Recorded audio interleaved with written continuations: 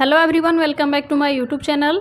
दोस्तों, जैसा कि इससे पहले हम एक वीडियो लेकर के आए थे पुस्तक और लेखक के ऊपर, जिसको आप लोगों ने बहुत पसंद किया। और हाँ, हम इससे पहले आप लोगों से बोले भी थे कि साइंस का कुछ वीडियो आएगा, तो वो चूँकि उस टाइम प्रिपेयर नहीं हो पाया था, इसलिए पुस्तक और लेखक का कुछ इंपॉर्टेंट क्वेश्चन आप लोगों को दे दिए तब तक के लिए। लेकिन आज हम जो क्वेश्चन लेकर के आए हैं वो फिजिक्स के ऊपर में है, और जो भी क्वेश्चन है इंपॉर्टेंट क्वेश्चन है, तो आप लोग वीडियो को प्लीज़ ध्यान से देखिएगा और लास्ट तक ज़रूर देखिएगा। तो चलिए हम लोग अपना वीडियो स्टार्ट करते हैं। देखिए, सबसे पहला क्वेश्चन है कि वायुमंडल में जो रेडियो कार्बन उत्पन्न होता है उसका कारण क्या है। तो इसका सही आंसर हो जाएगा कि वायुमंडल में जो न्यूट्रॉन और ये नाइट्रोजन मौजूद होते हैं, तो उनके बीच तेज़ी से जब टकराव होता है तो रेडियो कार्बन उत्पन्न होता है।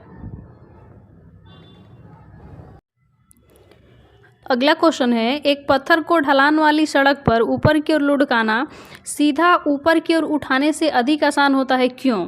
तो क्योंकि पत्थर को लुढ़काने में किया गया कार्य उसे उठाने में किए गए कार्य से कम होता है। तो इसका सही आंसर हो जाएगा ऑप्शन डी। अगला क्वेश्चन है, ब्लॉटिंग पेपर द्वारा स्याही के अवशोषण में शामिल है, तो यानी कि इसमें से कौन सी क्रिया शामिल है ये बताना है। तो इसका सही आंसर हो जाएगा ऑप्शन बी, केशिका क्रिया। अगला क्वेश्चन है, साइफन काम करना बंद कर देगा यदि, यानी कि इसमें से ऑप्शन में से चुन करके बताना है कि काम करना कब बंद कर देगा। तो इसका सही आंसर हो जाएगा ऑप्शन बी, जब दोनों बर्तनों में तरल का स्तर समान ऊंचाई पर हो।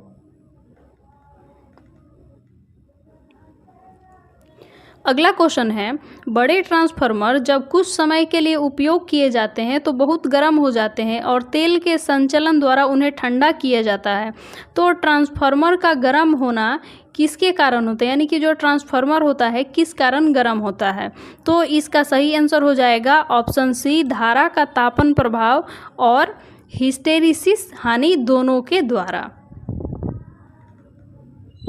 क्वेश्चन है, परमाणु आकार को एक इकाई में व्यक्त किया जाता है जिसका नाम है, यानी कि उसका नाम बताना है कि क्या नाम है। तो इसका सही आंसर हो जाएगा ऑप्शन ए, फर्मी। अब चलिए इसका थोड़ा सा एक्सप्लेन देख लेते हैं। तो देखिए, जो फर्मी होता है लंबाई का एक इकाई है जिसका मान होता है 10 के पावर -15 मीटर। यहाँ पे गलती से 10 - 15 हो गया है, आप लोग इसको सही कर लेंगे। 10 के पावर -15 मीटर, जिसको हम लोग फेम्टोमीटर भी कहते हैं, के बराबर होता है। और इसका उपयोग परमाणु भौतिकी में किया जाता है। यह एक प्रोटॉन के व्यास के समान होता है। वैसे हम लोग इसको 9th क्लास का जो फिजिक्स है उसमें भी पढ़े हुए हैं, हम लोग शुरू से याद किए थे। उसमें मिली, माइक्रो, नैनो, पिको, फेम्टो, एटो ऐसे करके हम लोग याद किए थे। और जो माइनस में जो पावर था उसके लिए ये था, और जो प्लस में पावर था उसके लिए किलो, मेगा, जीगा, टेरा, पेटा, एक्सा। तो आप लोगों को हम आशा करते हैं कि शायद याद होगा, क्योंकि ये बहुत ही आसान चीज़ है और हम लोग शुरू में ही इसको पढ़े होते हैं। अब चलिए अगला क्वेश्चन देखते हैं। अगला क्वेश्चन है कि प्रकाश वर्ष एक इकाई है, यानी कि किसका इकाई है ये बताना है। तो इसका सही आंसर हो जाएगा ऑप्शन बी, दूरी का। देखिए, इसमें वर्ष देख करके फट से माइंड में आएगा कि नहीं समय का बात हो रहा है, लेकिन ये समय का मात्रक नहीं है, किसका मात्रक है, दूरी का। अब अगला क्वेश्चन है कि मृग तृष्णा का कारण क्या है। तो देखिए, मृग तृष्णा का कारण है कि वायुमंडल के विभिन्न भागों में जो तापमान होता है असमान होता है, जिसके कारण मृग तृष्णा का घटना घटित होता है। तो इसलिए इसका सही आंसर हो जाएगा ऑप्शन ए। अब अगला क्वेश्चन है कि सूर्य से प्रकाश हम तक लगभग कितने समय में पहुंचता है। बहुत इजी क्वेश्चन है, लेकिन बहुत इंपॉर्टेंट भी है। तो इसका सही आंसर हो जाएगा ऑप्शन सी, 8 मिनट 20 सेकेंड लगभग। अगला क्वेश्चन है कि तारे पूर्व से पश्चिम की ओर चलते प्रतीत होते हैं, क्यों? इसका बताना है कारण कि क्यों, मतलब कि पूर्व से पश्चिम की ओर चलते हुए प्रतीत होते हैं। तो इसका सही आंसर हो जाएगा ऑप्शन बी, क्योंकि पृथ्वी पश्चिम से पूरब की ओर घूमती है।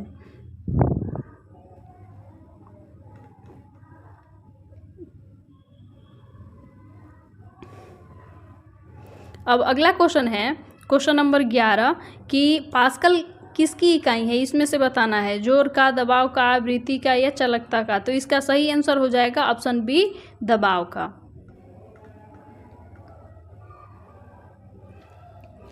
अब अगला क्वेश्चन है कि ग्रह टिमटिमाते नहीं हैं, क्योंकि। तो क्यों नहीं टिमटिमाते हैं, तो इसका कारण बताना है। तो इसका सही आंसर हो जाएगा ऑप्शन डी, क्योंकि वे पृथ्वी के नज़दीक हैं और इसलिए हमें अधिक मात्रा में प्रकाश प्राप्त होता है और इसलिए तीव्रता में जो मतलब कि मामूली बदलाव होता है, यानी कि कभी उसका तीव्रता घटता है कभी बढ़ता है, तो ये मतलब कि हम लोग उसको नोटिस नहीं कर पाते हैं, यानी कि जो उसका प्रकाश होता है लगातार हम तक आता है, क्योंकि वो पृथ्वी से नज़दीक होते हैं। तो इसीलिए जो ग्रह होते हैं टिमटिमाते नज़र नहीं आते हैं।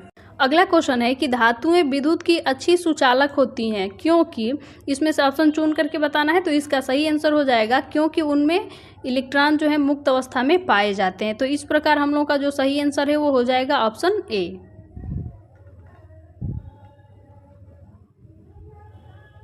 अगला क्वेश्चन है, मान लीजिए कि एक पतली केशिका नली को अपर्याप्त लंबाई की दूसरी केशिका नली से प्रतिस्थापित किया जाए तो हम क्या पाएंगे।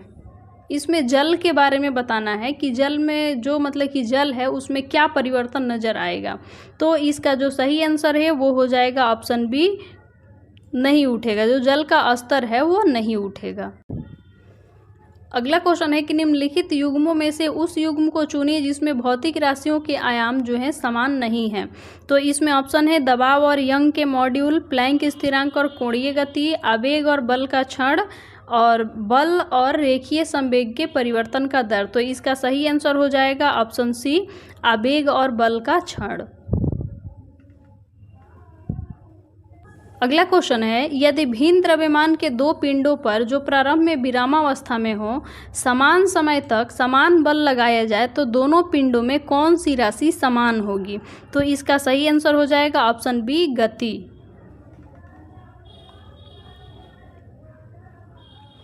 अगला क्वेश्चन है कि इसमें से अदिश राशि को चुनना है। तो ऑप्शन दिया है बल, दबाव, वेग और त्वरण। तो इसका सही आंसर हो जाएगा ऑप्शन बी, दबाव। देखिए अदिश और सदिश राशि भी हम लोग 9th क्लास में ही पढ़े हैं। उसमें सदिश का मतलब होता है कि जिसमें परिमाण के साथ साथ दिशा भी हो, और अदिश का मतलब होता है कि जिसमें सिर्फ परिमाण हो लेकिन दिशा नहीं हो। तो इसलिए इसका सही आंसर हो जाएगा ऑप्शन बी, दबाव।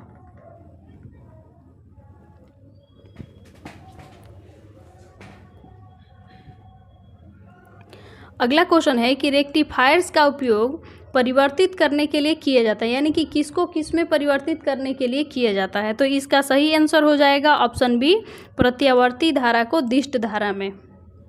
अगला क्वेश्चन है कि निम्नलिखित में से कौन सा रेडियोधर्मी पदार्थ द्वारा उत्सर्जित नहीं होता है। तो ऑप्शन दिया है इलेक्ट्रॉन, विद्युत चुंबकीय विकिरण, अल्फा कण और न्यूट्रॉन। तो इसका सही आंसर हो जाएगा ऑप्शन डी, न्यूट्रॉन। अगला क्वेश्चन है कि हवा में जो ध्वनि तरंगे होती हैं वो क्या होती हैं। तो देखिए हम लोग ध्वनि के बारे में और प्रकाश के बारे में 9th और 10th क्लास के फिजिक्स में पढ़े हुए हैं। तो जो ध्वनि तरंगे होती हैं वो अनुदैर्घ्य तरंग होती है और जो प्रकाश होता है वो अनुप्रस्थ तरंग होता है। तो इसलिए हम लोग का जो सही आंसर हो जाएगा वो हो जाएगा अनुदैर्घ्य तरंग।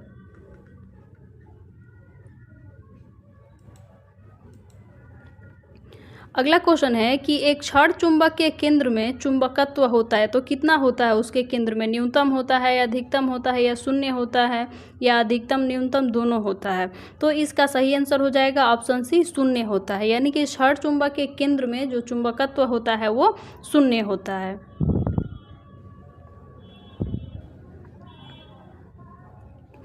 अगला क्वेश्चन है कि कंक्रीट सड़क की अपेक्षा रेतीली सड़क पर चलना अधिक कठिन है, क्यों। तो इसमें सही आंसर आपको बताना है। तो इसका सही आंसर हो जाएगा ऑप्शन बी, क्योंकि रेत और पैरों के बीच घर्षण कंक्रीट और पैरों के बीच के घर्षण से कम होता है। तो इस प्रकार हम लोग का जो सही आंसर हो जाएगा वो है ऑप्शन बी। देखिए जहाँ भी हमारे पैर और जो फर्श होता है उसके बीच घर्षण अगर ज़्यादा है तो हम इजीली चल पाते हैं, लेकिन घर्षण अगर जैसे ही कम होता है तो चलने में कठिनाई होती है। जैसे कि बर्फ़ पे भी जो बर्फ़ होता है उस पर भी आप नहीं चल सकते हैं क्योंकि काफ़ी कठिनाई होता है, वो चिकना होता है। तो उसके बीच और हमारे पैर के बीच घर्षण जो है बहुत कम हो जाता है। तो वही लागू यहाँ भी कर देंगे तो हो जाएगा। तो जो कंक्रीट का सड़क होता है उसके बीच और हमारे पैरों के बीच जो घर्षण होता है ज़्यादा होता है, इसलिए हम लोग उस पर ईजिली चल पाते हैं। लेकिन जो रेतीले सड़क होता है उस पर जो घर्षण होता है थोड़ा कम हो जाता है, इसलिए चलना मुश्किल हो जाता है। अगला क्वेश्चन है, तरंग के निम्नलिखित गुणों में से जो गुण एक दूसरे से स्वतंत्र है वह है, यानी कि इसमें से बताना है कि ऐसा कौन सा गुण है जो एक दूसरे से, जो भी ऑप्शन है उसमें से ये स्वतंत्र होता है। तो इसका सही आंसर हो जाएगा ऑप्शन ए, आयाम। अगला क्वेश्चन है, लक्स किसकी एसआई मात्रक है? तो इसका सही आंसर हो जाएगा ऑप्शन ए, रोशनी की तीव्रता का।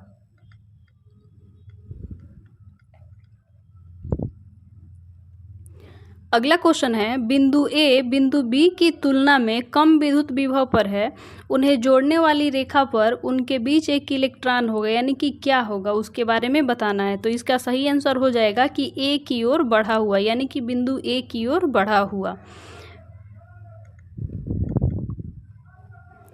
अगला क्वेश्चन है कि वर्षारोधी कोट और टेंट के लिए सामग्री जो उपयोग किया जाता है उसमें कौन सा जल रोधी गुण पाया जाता है?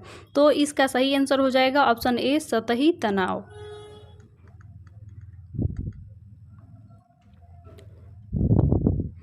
अगला क्वेश्चन है, रडार का उपयोग किसके लिए किया जाता है? तो इसका सही आंसर है कि हवाई जहाज जैसी वस्तुओं को मतलब कि जो हवाई जहाज वगैरह होती हैं उनकी स्थिति का पता लगाने के लिए।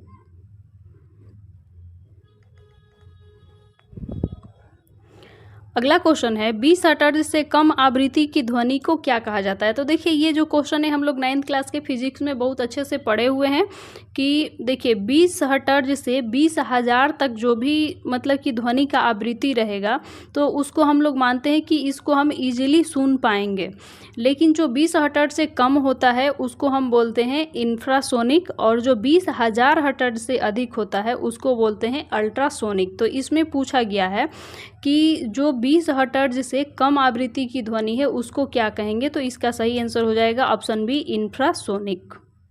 अगला क्वेश्चन है, एक साफ कांच की प्लेट पर पानी की एक बूंद फैलकर एक पतली परत बनाती है जबकि पारे की एक बूंद लगभग गोलाकार रहती है, क्यों? तो इसका कारण बताना है। तो इसका सही आंसर हो जाएगा ऑप्शन सी, पारे का आसंजन कांच के साथ उसके आसंजन से अधिक होता है।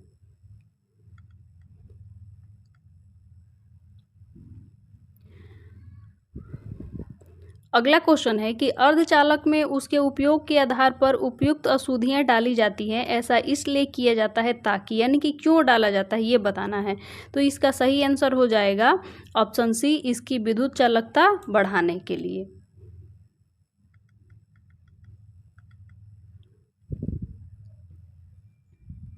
अब अगला क्वेश्चन है कि तारे टिमटिमाते हैं क्यों? तो ये बहुत ही आसान क्वेश्चन है, हम लोग 10th क्लास के फिजिक्स में पढ़े हुए हैं, और बाकी मतलब कि जो थोड़ा मोड़ा भी साइंस पे ध्यान दिया होगा 9th और 10th क्लास में वो इजीली इसको सॉल्व कर लेगा। तो इसका सही आंसर क्या हो जाएगा? बहुत ही आसान क्वेश्चन है, तो इसका सही आंसर हो जाएगा ऑप्शन सी, पृथ्वी के वायुमंडल की विभिन्न परतों का अपवर्तनांक लगातार बदलता रहता है जिसके फलस्वरूप किसी तारे की छवि की जो स्थिति होती है समय के साथ बदलती रहती है। यानी कि अपवर्तनांक यानी कहने का मतलब है कि जो वायुमंडल में तापमान का मतलब कि जो घटाव होता है, बढ़ाव होता है, उसके अनुसार बदलते, यानी कि उनका जो प्रकाश होता है लगातार हमारे पास जो प्रकाश आता है वो सेम वेग के साथ नहीं आता है, कभी ज़्यादा वेग से आता है कभी कम, इसीलिए जो तारे होते हैं वो टिमटिमाते हुए नज़र आते हैं। अब अगला क्वेश्चन है कि मैदानी इलाकों की तुलना में पहाड़ी इलाकों में खाना पकाने में अधिक समय लगता है, क्यों? तो देखिए ये भी बहुत आसान क्वेश्चन है, हम लोग ये भी जो मतलब कि 9th क्लास का केमिस्ट्री है उसमें पढ़े हुए हैं। इसका सही आंसर हो जाएगा ऑप्शन ए, पहाड़ों में वायुमंडलीय दबाव मैदानी इलाकों की तुलना में कम होता है और इसलिए पानी 100 डिग्री सेल्सियस से कम तापमान पर ही उबलने लगता है, जिससे कि खाना पकाने का समय बढ़ जाता है। और अगर यहीं बोला जाएगा प्रेशर कुकर में, तो चूंकि प्रेशर कुकर में दबाव ज़्यादा होता है इसलिए उसमें खाना थोड़ा जल्दी पक जाता है, लेकिन यहाँ पे देखिए वायुमंडलीय दाब जो है पर्वतों पर मैदानी इलाका के तुलना में कम होता है, ये इसलिए जो पानी होता है 100 डिग्री सेल्सियस से कम टेम्परेचर पर ही उबलने लगता है, इसलिए खाना पकाने में थोड़ा ज़्यादा टाइम लगता है। अगला क्वेश्चन है कि जड़त्व आघूर्ण है, यानी कि जड़त्व आघूर्ण क्या है? इसमें जो ऑप्शन दिया है उसके अनुसार चुनना है, तो इसका सही आंसर हो जाएगा ऑप्शन डी, टेंसर। अगला क्वेश्चन है कि निम्नलिखित प्राकृतिक घटनाओं में से बताइए कि संस्कृत में किसे हिरन की प्यास के नाम से जाना जाता है।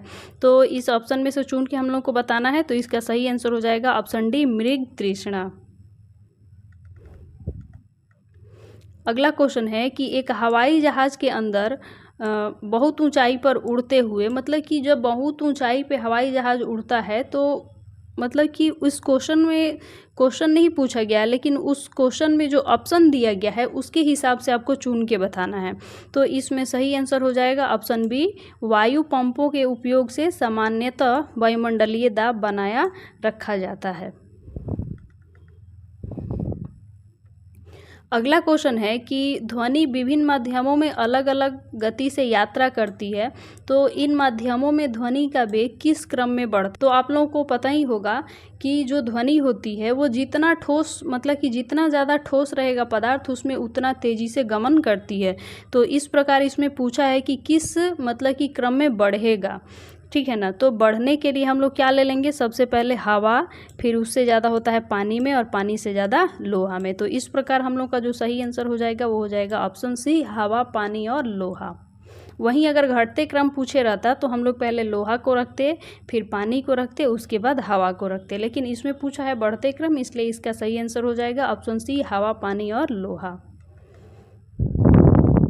अब अगला क्वेश्चन है कि 1000 माइक्रोन बराबर होता है। देखिए 9th क्लास के फिजिक्स में हम लोग मिली, माइक्रोन, नैनो, पिको, फेम्टोएटो जो याद किए थे, देखिए उसका यूज़ यहाँ पे कितना अच्छा तरीक़ा से पूछा गया है। अगर उस टाइम हम लोग थोड़ा सा भी ध्यान देकर के जो भी मतलब कि हैं पढ़े होंगे वो तो इसको ईजिली सॉल्व कर लेंगे। देखिए यहाँ पे 1 माइक्रोन का मतलब होता है 10 के पावर -6 मीटर, लेकिन ये पूछा है 1000, तो 1000 यानी क्या, 1 पर 3 जीरो, और 1 पर 3 जीरो का मतलब क्या, 10 के पावर 3। तो देखिए यहाँ पे हम लोग पहले से लिखे हैं 10 के पावर -6 जो माइक्रोन का वैल्यू है, और 1 किलो का वैल्यू क्या होता है, 10 के पावर 3। उसमें हम लोग याद किए थे किलो, मेगा, जीगा, टेरा, पेटा, एक्सा। तो अब देखिए, अब आप लोगों को पता ही है कि जब बेस बराबर होता है और गुणा में रहता है तो उसके पावर को आपस में जोड़ दिया जाता है। तो -6 और +3 कितना हो जाएगा, 10 के पावर -3। तो इस प्रकार हम लोग का जो सही आंसर हो जाएगा वो क्या हो जाएगा, ऑप्शन ए, 10 के पावर -3 मीटर, यानी कि 1000 माइक्रोन बराबर होता है 10 के पावर -3 मीटर के। अब अगला क्वेश्चन है कि ध्वनि सर्वाधिक तीव्र गति से यात्रा करती है। इसमें जो ऑप्शन दिया है उसके हिसाब से चुन के बताना है। तो देखिए वैक्यूम में तो ध्वनि जाएगी ही नहीं, क्योंकि जो ध्वनि होती है उसके लिए माध्यम की ज़रूरत होती है गमन करने के लिए, और वायु में उससे कम जाएगी, बहुत कम जाएगी, फिर उसके बाद से पानी में उससे ज़्यादा जाएगी, और इस्पात में सबसे ज़्यादा। तो इस प्रकार हम लोग का जो सही आंसर हो जाएगा वो हो जाएगा ऑप्शन ए, इस्पात। अब अगला क्वेश्चन है कि दीपक में जो बाती होता है उसमें तेल ऊपर की ओर उठता है, तो ये उसमें मतलब कि कौन सा सिद्धांत शामिल है। तो इसका सही आंसर हो जाएगा ऑप्शन सी, केशिका क्रिया। बहुत आसान क्वेश्चन है, बहुत आसान है लेकिन बहुत इम्पॉर्टेंट भी है। अब चलिए अगला क्वेश्चन देखते हैं। अगला क्वेश्चन है कि अतिचालक वे पदार्थ हैं जो, यानी कि अतिचालक के बारे में बताना है। तो देखिए अतिचालक का मतलब कि उसमें कोई भी प्रतिरोध नहीं होना चाहिए। तो इस प्रकार हम लोग का जो सही आंसर हो जाएगा वो है ऑप्शन सी, यानी कि बिजली के प्रवाह में कोई प्रतिरोध न करे, उसको हम क्या कहते हैं, अतिचालक। अब अगला क्वेश्चन है कि प्रकाश सर्वाधिक तीव्र गति से यात्रा करता है किसमें। तो देखिए प्रकाश जो है सबसे तेज़ गति से यात्रा करता है वैक्यूम में, और इसमें उसका जो स्पीड होता है वो 3 लाख किलोमीटर पर सेकेंड होता है, और अगर मीटर में बात करें तो 3 × 10 के पावर 8 मीटर पर सेकेंड होती है। यहाँ पे आप लोग एक चीज़ ध्यान रखिएगा, क्योंकि ऊपर जो हम लोग पढ़े थे ध्वनि के बारे में और अभी प्रकाश के चाल के बारे में हम लोग पढ़ रहे हैं, तो यहाँ पे आप लोग थोड़ा सा ध्यान दीजिएगा, क्योंकि ऊपर हम लोग देखें कि जो ध्वनि होता है उसके गमन के लिए माध्यम की ज़रूरत होती है, लेकिन प्रकाश के गमन के लिए माध्यम की ज़रूरत नहीं होती है। और ध्वनि सबसे तेज़ गति से चलती है मतलब कि ठोस में, यानी कि जो पदार्थ जितना ठोस रहेगा उसमें ध्वनि का जो वेग होगा, चाल होगा, वो इतना ही ज़्यादा होगा। लेकिन जो प्रकाश होता है वो सबसे तेज़ गति से चलता है वैक्यूम में, यानी कि जहाँ पे कुछ भी नहीं है, यानी कि प्रकाश के गमन के लिए माध्यम की आवश्यकता नहीं है। तो सबसे तेज़ ये चल रहा है वैक्यूम में, उससे कम जाएगा हवा में, उससे कम जाएगा पानी में, और सबसे कम जाएगा कांच में, और उससे भी ज़्यादा कम जाएगा अगर कोई ठोस पदार्थ है तो उसके आर पार तो वो जाता ही नहीं है। तो और अगर यहाँ पे हम ध्वनि का बात कर रहे हैं तो ध्वनि सबसे अधिक जा रहा है ठोस में, उससे कम द्रव में, उससे कम गैस में और निर्वात में बिल्कुल नहीं जा रहा है। यानी कि ये जो ध्वनि का वेग है और प्रकाश का वेग है मतलब कि एक दूसरे से मतलब कि जस्ट विपरीत है। तो इसको यहाँ पे आप लोग ध्यान रखिएगा, काफ़ी इंपॉर्टेंट क्वेश्चन है ये।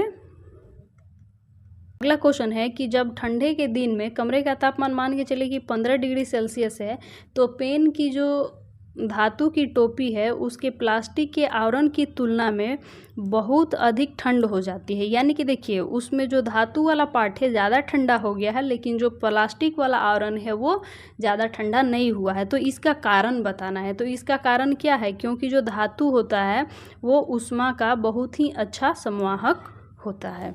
तो इस प्रकार हम लोग का जो सही आंसर है वो हो जाएगा ऑप्शन सी। अब अगला क्वेश्चन है कि किसी बिंदु पर ध्वनि की तीव्रता स्रोत से उसकी दूरी के डैश के बराबर होता है। तो इसका सही आंसर हो जाएगा ऑप्शन डी, वर्ग के व्युत्क्रमानुपाती होता है। अब अगला क्वेश्चन है कि नीचे वर्णित 4 स्थानों में से प्रेशर वाल्व खुला रखकर संचालित प्रेशर कुकर में सबसे अधिक अंदर का तापमान प्राप्त होगा कहाँ पे बताना है। तो ऑप्शन में दिया है समुद्र तल पर, माउंट एवरेस्ट की चोटी पर, समुद्र तल से नीचे घाटी में एक स्थान पर, और एक दिया है कि समुद्र तल पर आंतरिक दबाव बनाए रखते हुए 10,000 मीटर की ऊंचाई पर उड़ रहे हवाई जहाज में। तो इसका जो सही आंसर है वो हो जाएगा ऑप्शन सी, समुद्र तल से नीचे घाटी में एक स्थान पर, क्योंकि वहाँ पे जो दाब होगा अधिक होगा, इसीलिए वहाँ पे तापमान ज़्यादा होगा।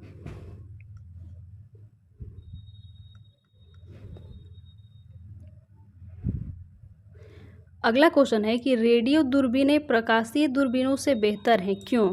तो इसका सही आंसर हो जाएगा ऑप्शन डी, ऊपर के सभी, क्योंकि वे धुंधली आकाश गंगाओं का भी पता लगा सकते हैं। उन्हें कोई ऑप्टिकल दूरबीन नहीं लगा सकती है, जिन्हें कोई मतलब कि ऑप्टिकल दूरबीन नहीं लगा सकती है। और बी में दिया है कि वे बादल वाली स्थिति में भी काम कर सकते हैं, सही है। और सी में दिया है वे दिन और रात दोनों समय काम कर सकते हैं, इसलिए इसका सही आंसर हो जाएगा ऑप्शन डी, ऊपर के सभी।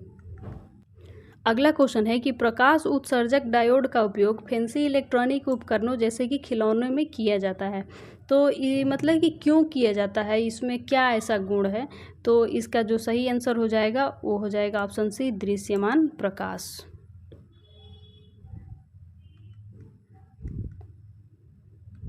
देखिए कुछ क्वेश्चन इसमें ऐसे हैं ना, मतलब कि कुछ क्वेश्चन ऐसे देते हैं जिसमें डायरेक्टली क्वेश्चन नहीं दिया रहता है, उसको ऑप्शन के हिसाब से चुनना पड़ता है। तो आप लोग ऐसा भी क्वेश्चन का प्रैक्टिस जरूर करिएगा। अगला क्वेश्चन है कि निम्नलिखित युग्मों में से किसका आयाम समान नहीं है। तो इसका सही आंसर हो जाएगा ऑप्शन ए, जड़त्व आघूर्ण और बल आघूर्ण का। अगला क्वेश्चन है कि पारे का उपयोग आमतौर पर पानी के बजाय तापमापी तरल पदार्थ के रूप में किया जाता है, क्यों? तो क्योंकि देखिए इसका सही आंसर बताना है। तो क्योंकि पारे की दृश्यता पानी से अधिक होती है। ऑप्शन के हिसाब से हम लोगों को चुनना है। अब अगला क्वेश्चन दिया है कि ऑप्टिकल फाइबर किस सिद्धांत पर काम करता है। तो इसका सही आंसर हो जाएगा पूर्ण आंतरिक परावर्तन।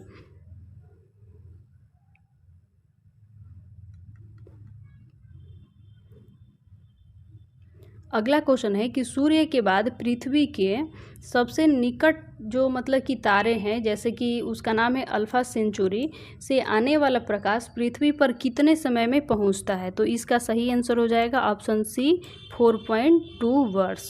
आप समझ सकते हैं कि जो प्रकाश का चाल होता है कितना ज़्यादा होता है, फिर भी इसमें समय लग रहा है 4.2 वर्ष। अब अगला क्वेश्चन है कि सुपरसोनिक विमान उड़ते हैं, यानी कि किस स्पीड से उड़ते हैं, ये बताना है।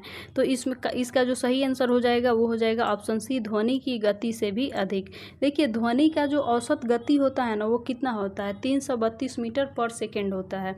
तो उससे भी जब ज़्यादा स्पीड से वो उड़ता है तो उसको हम कहते हैं कि सुपरसोनिक स्पीड हो गया, ठीक है। तो ये क्वेश्चन हम लोग 9th क्लास के फिजिक्स में पढ़े हुए हैं। बहुत ही आसान क्वेश्चन है लेकिन बहुत इंपॉर्टेंट भी है, तो इसको आप लोग ध्यान रखिएगा, बहुत अच्छा क्वेश्चन है। अब अगला क्वेश्चन है कि मैक संख्या का उपयोग गति के संबंध में किया जाता है। यानी कि देखिए गति के संबंध में तो किया जाता है, लेकिन किसके लिए किया जाता है। तो इसका सही आंसर हो जाएगा ऑप्शन बी, हवाई जहाज। अगला क्वेश्चन है कि स्थिर पाल वाली नाव पर अगर नाव से जुड़े पंखे से हवा उड़ाई जाती है तो नाव यानी कि नाव में क्या परिवर्तन होगा, इसके बारे में बताना है। तो ऑप्शन दिया है कि जिस दिशा में हवा चल रही है उसके विपरीत दिशा में नाव चलेगी, उसके बाद से कि ये हिलेगी ही नहीं, उसके बाद से उसी दिशा में चलेगी जिस दिशा में हवा बह रही हो, उसके बाद से बोला है कि घूमने लगेगी। तो इसका जो सही आंसर हो जाएगा वो हो जाएगा ऑप्शन बी, यानी कि हिलता ही नहीं है। अब अगला क्वेश्चन है कि इंद्रधनुष किसके कारण बनता है। ये जो क्वेश्चन है बहुत ही इंपॉर्टेंट क्वेश्चन है, मतलब कि सारे एग्जाम में लगभग पूछता ही है इससे रिलेटेड क्वेश्चन, और ये क्वेश्चन 9th क्लास के फिजिक्स में ही दिया हुआ है, इसके बारे में बहुत अच्छे से समझाया हुआ है, आप लोग पढ़े भी होंगे। तो इसका जो सही आंसर हो जाएगा वो हो जाएगा ऑप्शन डी, जल की बूंदों द्वारा सूर्य के प्रकाश का अपवर्तन और परावर्तन। अगला क्वेश्चन है कि वे तारे जो नंगी आंखों से एकल दिखाई देते हैं लेकिन दूरबीन से देखने पर दोहरे दिखाई देते हैं वे हैं। तो इसका जो सही आंसर है वो हो जाएगा ऑप्शन बी, बाइनरी। अब पूछा है कि सूर्य ग्रहण कब लगेगा। तो देखिए सूर्य ग्रहण तब लगता है जब चंद्रमा सूर्य और पृथ्वी के बीच में होता है, लेकिन अगर पूछेगा कि वहीं चंद्र ग्रहण कब लगता है, तो जब जो पृथ्वी है वो चंद्रमा और सूर्य के बीच में होती है तब चंद्र ग्रहण लगता है, लेकिन जब चंद्रमा सूर्य और पृथ्वी के बीच होता है तब लगता है सूर्य ग्रहण। तो ये क्वेश्चन काफ़ी इंपॉर्टेंट है, थोड़ा सस्पेंस भी हो जाता है, तो आप लोग इसको अच्छे से याद रखिएगा। और इसका सही आंसर हो जाएगा ऑप्शन सी कि सूर्य ग्रहण तब लगेगा जब चंद्रमा सूर्य और पृथ्वी के बीच में होगा। अगला क्वेश्चन है कि किसी तत्व के समस्थानिक में होते हैं, तो समस्थानिक में बताना है, यानी कि समस्थानिक के बारे में तो हम लोग 9th क्लास के केमिस्ट्री में पढ़े भी हैं, बहुत आसान इसका डिफिनीशन था, समस्थानिक, समन्यूट्रॉनिक, समभारिक। तो देखिए समस्थानिक किसे कहते हैं, जिसमें प्रोटॉन की संख्या सेम होता है, और समभारिक किसे कहते हैं, जिसमें जो द्रव्यमान है वो सेम होता है, और समन्यूट्रॉनिक किसे कहते हैं, जिसमें न्यूट्रॉन का संख्या बराबर होता है। तो इसमें पूछा है, देखिए परमाणु संख्या को प्रोटॉन संख्या भी हम बोलते हैं, तो इसलिए इसका सही आंसर हो जाएगा कि प्रोटॉन की संख्या समान लेकिन न्यूट्रॉन की संख्या भिन्न होगी, तो उसे हम क्या कहेंगे, समस्थानिक। तो इस प्रकार इसका सही आंसर हो जाएगा ऑप्शन ए।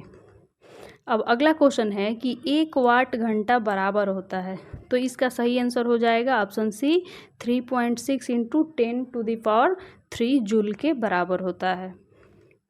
अब अगला क्वेश्चन पूछ रहा है कि सर सीवी रमन को विकिरण की निम्नलिखित में से किस घटना से संबंधित उनके कार्य के लिए नोबेल पुरस्कार दिया गया था। बहुत ही इंपॉर्टेंट क्वेश्चन है, तो इसका सही आंसर हो जाएगा ऑप्शन ए, प्रकाश का प्रकीर्णन। देखिए जब प्रकाश की किरणें हैं वो जब किसी भी मतलब कि वस्तु पे पड़ेगी, तो जो भी पदार्थ पे वो पड़ती है वो प्रकाश के कुछ अंश को ऑब्जर्व करते हैं, फिर उसको धीरे धीरे चारों तरफ विकृत करते हैं, यानी कि फैलाते हैं। तो उसी घटना को हम क्या कहते हैं, प्रकाश का प्रकीर्णन, यानी कि प्रकाश का बिखरना। तो इसी पे काम करने के लिए उनको मिला था नोबेल पुरस्कार, सर सीवी रमन को। तो इसलिए इसका सही आंसर हो जाएगा ऑप्शन ए, प्रकाश का प्रकीर्णन। अब अगला क्वेश्चन है कि निम्नलिखित में से किस उद्योग में अभ्रक जो है कच्चे माल के रूप में उपयोग किया जाता है। तो इसका सही आंसर हो जाएगा ऑप्शन डी, विद्युतीय। अगला क्वेश्चन है कि रेडियो कार्बन डेटिंग तकनीक का उपयोग किसकी आयु का अनुमान लगाने के लिए किया जाता है। तो इसका सही आंसर हो जाएगा ऑप्शन डी, जीवाश्मों की आयु का पता लगाने के लिए। अगला क्वेश्चन है कि निम्नलिखित में से कौन सदिश राशि है, इसका पहचान करना है। तो इसका सही आंसर हो जाएगा ऑप्शन बी, कोणीय वेग। देखिए सदिश राशि और अदिश राशि के बारे में हम लोग 9th क्लास के फिजिक्स में ही पढ़े हुए हैं। क्यों, देखिए जिस राशि में परिमाण और दिशा दोनों होता है उसे हम सदिश राशि कहते हैं, और जिस राशि में सिर्फ परिमाण होता है दिशा नहीं होता है उसे हम अदिश राशि कहते हैं। तो इस प्रकार इसका सही आंसर हो जाएगा कोणीय वेग। अब अगला क्वेश्चन है कि बड़े खगोलीय दूरबीन हमेशा उद्देश्य के रूप में उपयोग करते हैं, यानी कि अपने उद्देश्य के रूप में किसका उपयोग करते हैं। तो इसमें ऑप्शन में दिया है लेंस, आईना, लेंसों का संयोजन, इनमें से कोई भी नहीं। तो जो भी खगोलीय दूरबीन होता है ना उसमें लेंसों के संयोजन का उपयोग किया जाता है। लेंस के संयोजन का मतलब है कि एक से अधिक लेंस को आपस में जोड़ करके उसका यूज करना। तो इस प्रकार इसका सही आंसर हो जाएगा ऑप्शन सी। अब अगला क्वेश्चन है कि एक ही पावर सॉकेट से कई विद्युत उपकरणों को नहीं जोड़ना चाहिए, क्यों? देखिए, ओवरलोडिंग के बारे में हम लोग जो 10th क्लास का फिजिक्स है उसमें पढ़े हैं, काफ़ी मतलब कि अच्छे से समझाया है उसमें। तो इसका सही आंसर हो जाएगा ऑप्शन ए कि इससे ओवरलोडिंग होगा और ओवरलोडिंग के कारण जो भी उपकरण लगे होंगे वो नुकसान हो जाएगा उनका। तो इस प्रकार इसका सही आंसर हो जाएगा ऑप्शन ए। अब अगला क्वेश्चन है कि जब सूर्य की रोशनी बारिश की बूंदों पर पड़ती है तो इंद्रधनुष बनता है। इसके लिए निम्नलिखित में से कौन सी भौतिक घटना जिम्मेवार है? तो देखिए, इसमें प्रसार दिया है, अपवर्तन दिया है और आंतरिक प्रतिबिंब दिया है। तो इसका जो सही आंसर है वो ई 2 हो जाएगा, 2 हो जाएगा और 3, यानी कि अपवर्तन और आंतरिक प्रतिबिंब। तो इस प्रकार हम लोग का जो सही आंसर हो जाएगा वो हो जाएगा ऑप्शन सी, यानी कि 2 और 3। अब अगला क्वेश्चन है कि प्राकृतिक रेडियोधर्मिता की खोज किसके द्वारा की गई थी? तो इसका सही आंसर हो जाएगा ऑप्शन सी, हेनरी बेकुरेल के द्वारा। अगला क्वेश्चन दिया है कि ग्रह हैं, यानी कि ग्रह के बारे में बताना है कि ग्रह क्या है। तो देखिए, आप लोग 6th क्लास का जो ज्योग्राफी है उसी में हम लोग पढ़े हुए हैं कि ग्रह, जितने भी ग्रह होते हैं उनका अपना प्रकाश होता नहीं है, वो तारों के प्रकाश से ही प्रकाशित होते हैं। तो इस प्रकार इसका सही आंसर हो जाएगा कि अप्रकाशित आकाशीय पिंड। अब अगला क्वेश्चन है कि 1 नैनोमीटर बराबर होता है। देखिए, इससे पहले वाला क्वेश्चन में जब 1000 माइक्रोमीटर के बारे में पूछा था तो उसी टाइम हम आप लोगों को बताए थे कि मिली, माइक्रो, नैनो, 3 का उपसर्ग हम लोगों को बढ़ाते जाना था और जब माइनस में लगाना था तो मिली से स्टार्ट होता था और 3 का उपसर्ग जब बढ़ता था और प्लस होता था पावर में तो वो किलो से स्टार्ट होता था। और उसको हम लोग ऐसे ही याद किए थे कि जब माइनस वाला था तो मिली, माइक्रो, नैनो, तो ये 3 नंबर पे आ रहा है तो 3 के 9। ठीक है, तो इस प्रकार इसका सही आंसर हो जाएगा ऑप्शन सी, 10 के पावर -9 मीटर। आप लोग इसको याद रखिएगा, बहुत काम का ये चीज़ है, मिली, माइक्रो, नैनो, पिको, फेम्टो, एटो। ठीक है, इसमें 3 का जो उपसर्ग होता है वो बढ़ते जाता है और माइनस में बढ़ता है। ठीक है, अब उसके बाद से है ये किलो वाला, तो किलो, मेगा, जीगा, टेरा, पेटा, एक्सा, इसमें भी 3 का उपसर्ग बढ़ता है लेकिन ये प्लस में होता है। तो इस प्रकार हम लोग का जो सही आंसर है वो हो जाएगा ऑप्शन सी, 10 के पावर -9 मीटर। अब अगला क्वेश्चन है कि अभ्रक का उपयोग विद्युत उपकरणों, मतलब कि जैसे कि इलेक्ट्रिक आयरन में किया जाता है, क्यों? तो क्योंकि जो अभ्रक होता है ना वो ऊष्मा का बहुत अच्छा चालक होता है परंतु विद्युत का कुचालक होता है। तो इस प्रकार हम लोग का जो सही आंसर हो जाएगा वो हो जाएगा ऑप्शन ए, क्योंकि हमको जो आयरन होता है, इलेक्ट्रिक आयरन, उसमें करना क्या होता है, मतलब कि हीटिंग से मतलब होता है उसमें। तो हमको चाहिए क्या, ऊष्मा चाहिए, ताकि जो भी पदार्थ हम यूज करें तो वो ऊष्मा का सुचालक हो। तो इस प्रकार हम लोग का जो सही आंसर है वो क्या हो जाएगा, ऑप्शन ए, ऊष्मा का अच्छा चालक होता है परंतु विद्युत का कुचालक होता है। अब अगला क्वेश्चन है कि कोलतार से भरे बैरल को खींचने की अपेक्षा उसे लुढ़काना अधिक आसान होता है, क्यों? देखिए, ये तो हम लोग 7th क्लास या 6th क्लास के फिजिक्स में पढ़े हुए हैं, जो साइंस होता है उसमें पढ़े, उसमें तो फिजिक्स, केमिस्ट्री, बायोलॉजी अलग अलग बांटा नहीं होता है, तो उसमें हम लोग पढ़े हुए हैं साइंस में। 6 या 7th क्लास के साइंस में घर्षण के बारे में बहुत अच्छे से समझाया हुआ है। तो उसमें क्या होता है कि जो रोलिंग घर्षण होता है ना वो स्लाइडिंग घर्षण से बहुत कम होता है, और जहाँ पे घर्षण कम है वहाँ पे आसानी होगी किसी भी चीज़ को एक से दूसरे जगह ले जाने में। क्योंकि ऐसे देखिए, हम जब लुढ़काते हैं तो क्या होता है, उसमें लुढ़कते जाता है यानी कि घर्षण कम लगा, लेकिन अगर हम खिसकाते हैं तो घर्षण ज़्यादा है यानी कि ज़्यादा बल का ज़रूरत पड़ेगा। तो इसलिए आसान होता है क्योंकि जो रोलिंग घर्षण होता है वो स्लाइडिंग घर्षण से कम होता है। तो इस प्रकार हम लोग का जो सही आंसर है वो हो जाएगा ऑप्शन बी। अब अगला क्वेश्चन है कि असमान सदिशों की न्यूनतम संख्या जो शून्य परिमाण दे सकती है वो कितनी है? तो वो हो जाएगा ऑप्शन बी, 3। तो इस प्रकार इसका सही आंसर हो गया ऑप्शन बी।